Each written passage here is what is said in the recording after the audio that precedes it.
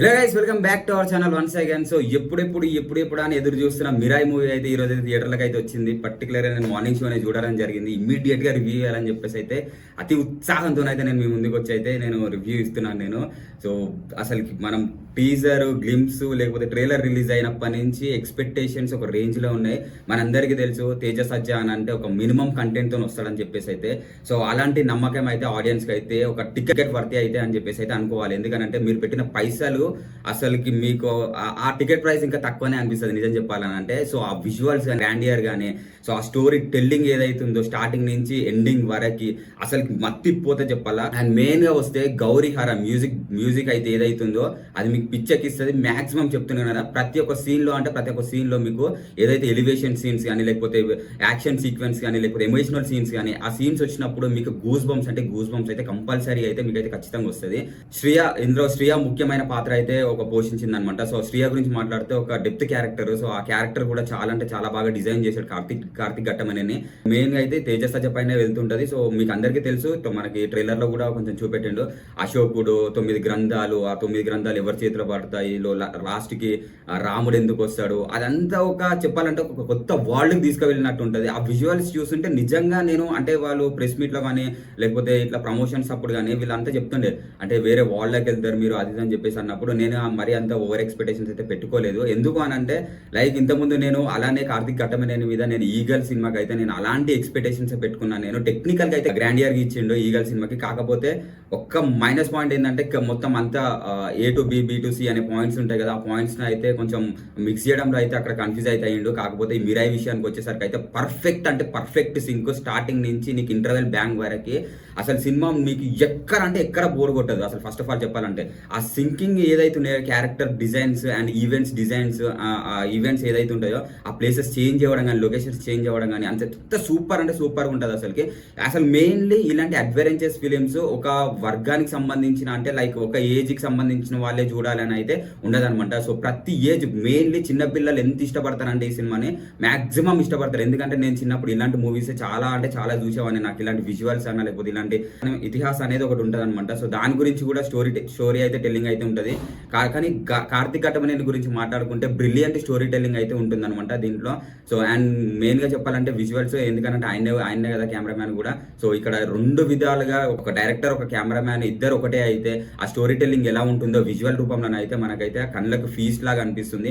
ఇంకా తేజ సజ్జ గురించి అయితే చెప్పాల్సిన అవసరం లేదు. ఆయన యాక్టింగ్ గురించి మనం చిన్నప్పటి నుంచి చూస్తూనే ఉన్నాం గత 20 సంవత్సరాల నుంచి.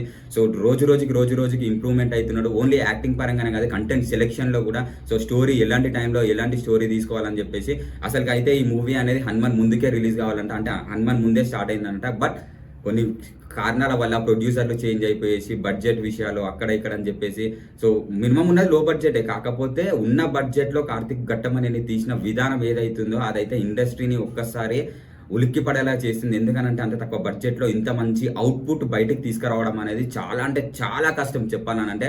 ఆ ప్రొడక్షన్ వాల్యూస్ కానీ మన people media factory production values కానీ చాలా అంటే చాలా బాగున్నాయి అనమాట, ఎక్కడ తగ్గలేదు. అండ్ విజువల్స్ గురించి వస్తే మాత్రము ఈ VFX చేసిన కంపెనీ ఏదైతుందో వాళ్ళకైతే నిజంగా చెప్తున్నాను కదా, డైరెక్టర్ పాయింట్ ఆఫ్ ఏదైతుందో డైరెక్టర్ ఇమాజినేషన్ ఏదైతుందో దానికి ఆయన మైండ్ లో ఎలా ఉందో అలానే దింపిరని అనిపిస్తుంది నేను. ఎందుకనంటే కార్తిక్ ఘట్టమనేని కూడా ఎక్కువ ప్రెస్ మీట్లలో కానీ ప్రమోషన్లలో కానీ ఎక్కువ మాట్లాడలేదు. సినిమా తర్వాతకే నేను మాట్లాడుతా అన్నాడు. బికాస్ ఆఫ్ ఆయన స్ట్రెంత్ ఏందో ఆయనకు తెలిసి. చెప్పాలనంటే నేను కూడా ఒకటే మాట చెప్పాలనుకుంటున్నాను, కార్తిక్ ఘట్టమనేని గారు మీ స్ట్రెంత్ ఇది, ఇలాంటి కంటెంట్ తీయండి. ఈగలు అటు మాస్ సైడ్ వెళ్దాం అనుకున్నారు, బట్ అది కాదు మీ స్ట్రెంత్ ఏందో ఈ మిరాయితో అయితే తెలిసింది. సో ఇలాంటి సినిమాల కోసం అయితే మేము వెయిట్ చేస్తున్నాము, ఈగర్లీ వెయిటింగ్ అనమాట మీ ఆడియన్స్ మే.